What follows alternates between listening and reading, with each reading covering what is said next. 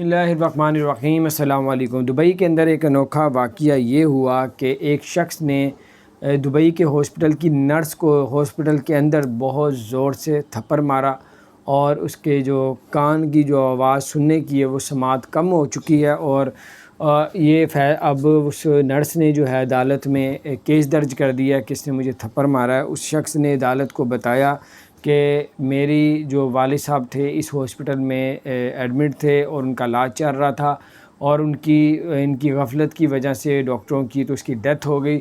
اور جب میں نے اس عورت کو تھپڑ مارا، میں نے اس سے پہلے سے یہ پوچھا تھا کہ جب میرے والد کا علاج چل رہا تھا کیا تم بھی ادھر موجود تھی؟ اس نے کہا ہاں میں بھی اس کیس میں موجود تھی۔ تو اس نے رکھ کے اس کو تھپڑ اس لیے مار دیا، اور عدالت اس کو جرمانہ کرنا چاہ رہی تھی۔ اس نے عدالت کو درخواست کی کہ جب میں نے اپنے والد کی ڈیتھ کا سنا تو میرے ہوش و حواس گم ہو گئے تھے، تو اس لیے مجھے پتہ نہیں چلا، میں نے اس کو تھپڑ مار دیا۔ تو بہرحال یہ اپڈیٹس آئی تھی، اب اس کو جرمانہ ہوتا نہیں ہوتا تو اگلی پیشی میں پتہ چلے گا۔